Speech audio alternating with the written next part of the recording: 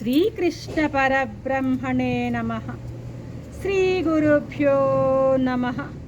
శ్రీమాత్రే నమః. శ్రీ గణేశాయ నమః. ప్రియాత్మ బంధువులారా, నిత్య జీవితంలో భగవద్గీత 302వ భాగము 13వ అధ్యాయం క్షేత్రజ్ఞ విభాగ యోగం. నిన్న 22వ శ్లోకంలో వరకు కూడాను ఈ అధ్యాయంలో క్షేత్రజ్ఞుని యొక్క స్వభావ ప్రభావాలను చెప్పాడు భగవంతుడు. చెప్పి ఈ 23వ శ్లోకంలో ఫలశ్రుతిని చెప్తున్నాడు. ఫలశ్రుతి అంటే ఏంది? ఈ క్షేత్రజ్ఞుని యొక్క స్వభావాన్ని, ఆ ప్రభావాల్ని తెలుసుకోవడం వలన కలిగేటువంటి ఫలితం ఏంటో దాన్ని 23వ శ్లోకంలో చెప్తున్నారు స్వామి. ఏమంటున్నారు 23లో? ఏవం వేత్తి పురుషం ప్రకృతించ గుణైస్సహ సర్వదా వర్తమానోపిన సభూయోభినజాయతే అంటున్నారు. ఇప్పుడు మామూలుగా పరమార్థ సాధనలో, పరమార్థాన్ని సాధించడంలో కోరదగినది కేవలం పారమార్థిక ఫలమే కానీ భౌతిక ఫలం కాదు. ఆధ్యాత్మిక సాధనలో కూడా ఆధ్యాత్మిక ఫలితాన్నే మనం కోరుతుంటాం, అంతేగాని భౌతికమైనటువంటి ఫలితాలని ఎవరు కూడాను కోరరన్నమాట. ఇప్పుడు మహాత్ములు ఉంటారు, భక్తులు వెళ్ళి మహాత్ములకు నమస్కరిస్తారనుకో, ఆ జ్ఞానులైన వాళ్ళు ఎట్లా ఉంటారు? ఏమని దీవిస్తుంటారు? మామూలుగా జ్ఞాన వైరాగ్య సిద్ధిరస్తు అని దీవిస్తారే కానీ పుత్ర పౌత్రాభివృద్ధిరస్తు అని దీవించరు అన్నమాట. కాబట్టి పరమార్థ సాధనకు ఫలితం పారమార్థిక ఫలితమే కానీ భౌతిక ఫలితం ఏనాటికి కాదు. ఇక్కడ భగవానుడు ఏం చెప్తున్నాడు ఈ శ్లోకంలో మనకి? అర్జున విను, క్షేత్రజ్ఞ పురుషుడు ఇట్లాంటివాడు, ఈ గుణాలతో కూడినవాడు, ప్రకృతి ఇట్టిది, ప్రకృతి గుణాలు ఇవి అని ఎవరైతే తెలుసుకుంటాడో అటువంటి వాడు ఏ విధమైన వ్యవహారం కలవాడైనను తిరిగి పుట్టడు అంటాడు. క్షేత్రజ్ఞుని గురించి, క్షేత్రాన్ని గురించి, క్షేత్రజ్ఞ పురుషుని గురించి, ప్రకృతిని గురించి, క్షేత్రాన్ని గురించి, క్షేత్రజ్ఞుని గురించి గనక, క్షేత్రజ్ఞుడు ఉంటే స్వభావాలు ఇట్టవి, స్వరూపరీత్యా స్వభావం ఇట్టిది, క్షేత్రజ్ఞుడి యొక్క లక్షణాలు ఇవి, అది క్షేత్రం యొక్క లక్షణాలు ఇవి అనే ఎవరైతే క్లియర్గా ఆ నాలెడ్జ్ని పొందుతారో, ఆ జ్ఞానాన్ని పొందుతారో, ఆ పొందిన వాడు ఎటువంటి చూడండి ఇక్కడ ఏమన్నాడు, చాలా తమాషా అయినటువంటి, ఇక్కడ బాగా మనం చూసుకోవాలి. ఏ విధమైన వ్యవహారం కలవాడైనా అన్నది, ఏ విధమైన వ్యవహారం కలవాడైనా సరే వాడి పునర్జన్మ ఉండదట. అంటే క్షేత్రజ్ఞుల యొక్క ఆ వివేకాన్ని కానీ ఎవరైతే తెలుసుకుంటారో వాడికి పునర్జన్మ ఉండదు, వాడు తిరిగి పుట్టడు అంటున్నాడు అన్నమాట. ఇప్పుడు సర్వ క్షేత్రాలలో, అన్ని క్షేత్రాల్లో ఉన్నటువంటి క్షేత్రజ్ఞ పురుషుడు నేనే.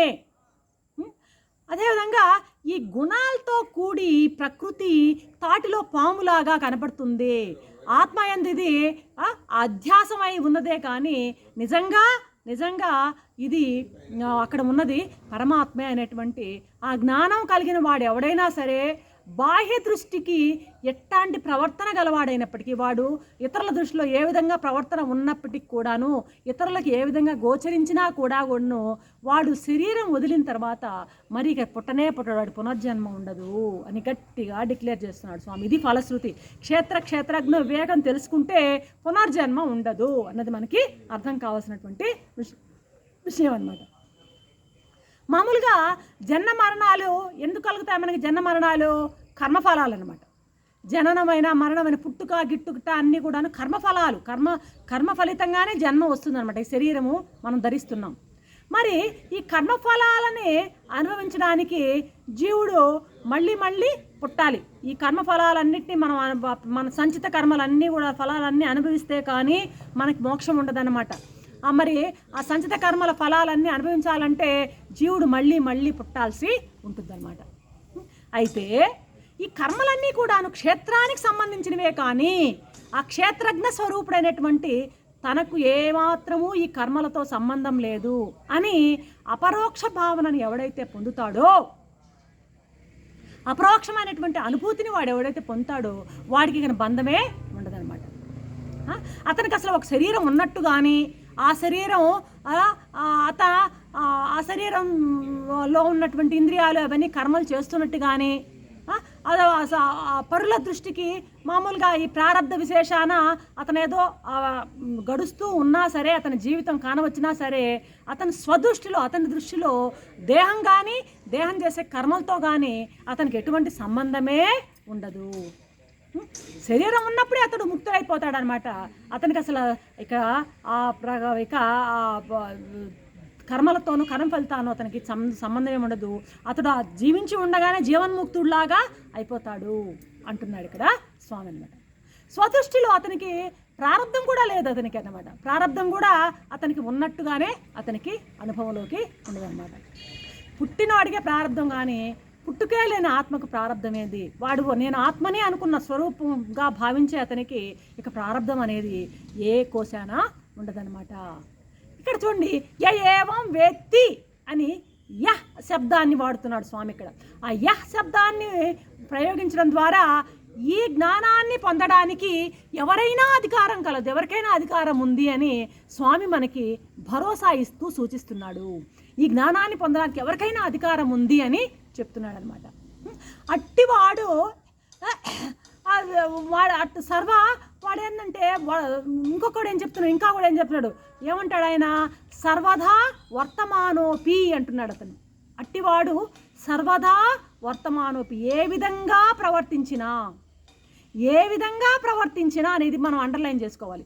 ఏ విధంగా ప్రవర్తించినా తిరిగి పుట్టడన్నాడు స్వామి. అంటే చూడండి, ఇక్కడ అట్లాంటి వాడు ఏ విధంగా ప్రవర్తించినా తిరిగి పుట్టడు అనే మాట మనకి ఎట్లా అనిపిస్తుంది అంటే జ్ఞానం యొక్క గొప్పదనం మనకి ప్రకటించే మాట అన్నమాట ఇది. అయితే చూడండి, జ్ఞానానికి ఎంత గొప్పదనం ఉందో. జ్ఞానం కలిగితే, జ్ఞానం అంటే ఏంది? సర్వత్రా ఉన్నటువంటి ఆత్మస్వరూపం నేనే అన్నటువంటి ఆ జ్ఞానం కలిగినట్లయితే ఇంకా ఎంత గొప్ప ఫలితం ఉందో స్వామి మాటల్లోనే మనకి ఇక్కడ తెలుస్తుంది అనమాట. గొప్ప జ్ఞానం యొక్క గొప్పదానాన్ని ప్రకటించేటువంటి మాట అన్నమాట ఇది. ఇక్కడ శాస్త్రం ఆజ్ఞను మీరి స్వేచ్ఛాచారి ప్రవర్తించినా వానికి పునర్జన్మ ఉండదని కొందరు దీనికి విపరీతార్థం చెప్తుంటారు. అంటే ఇటువంటి వాడు ఇష్టం వచ్చినట్టు ప్రవర్తించినా సరే, ఆ శాస్త్రాన్ని ఉల్లంఘించినా సరే, వాడు ఎలా ప్రవర్తించినా సరే వాడికి పునర్జన్మ ఉండదు అనే అర్థం చెప్తూ ఉంటారు. అయితే ఇప్పుడు ఒక ఆత్మజ్ఞాని అంటే ఆత్మజ్ఞానాన్ని పొందినటువంటి ఆ యొక్క సాధకుడు, ఆ జ్ఞాని ఇంద్రియాలని స్వేచ్ఛగా వదిలేసినా కూడా ఆ ఇంద్రియాలు అతని తప్పుడు మార్గంలో పోవు. కాబట్టి ఇక్కడ వాళ్ళు చెప్పిన మాట అంత కరెక్ట్ కాదు. ఎలాగంటే ఆత్మజ్ఞాని యొక్క ఇంద్రియాలు స్వేచ్ఛగా వదిలినా కూడా తప్పుడు మార్గంలో ప్రవర్తించాడనమాట వాడు. కాబట్టి ఏ విధంగా ప్రవర్తించినా అనే మాట స్వేచ్ఛాచారే ప్రవర్తించడం అన్నదానికి సరిపోదు. ఇక్కడ దేనికి ఎలా చెప్పుకోవచ్చు మనం దాన్ని అంటే, వాడు సంసారైనా, సన్యాసైనా, వ్యాపారైనా, వ్యవసాయదారుడైనా, ప్రారంధం కొద్దీ ఏ ఆశ్రమంలో ఉన్నా సరే, ఏ ప్రవృత్తిలో ఉన్నా సరే, ఆ ప్రవృత్తి వాని స్వరూప స్థితికి భంగాన్ని కలిగించదు. కాబట్టి వాడు తిరిగి పుట్టడు అని ఇలా అర్థం చేసుకోవాలి. కానీ అంతేగాని శాస్త్రం యొక్క ఆజ్ఞను మీరి స్వేచ్ఛాచారి అయినా సరే వాడు తిరిగి పుట్టడు అన్నటువంటి ఆ విపరీతార్థం ఇక్కడ కరెక్ట్ కాదు అని స్వామి మనకి వివరిస్తున్నాడు. రేపటి ఎపిసోడ్లో మరొక అంశంతో మేము ముందుంటాం. అంతవరకు సెలవు. సర్వం శ్రీకృష్ణ చరణారవిందార్పణం. ఓం శాంతి శాంతి శాంతి.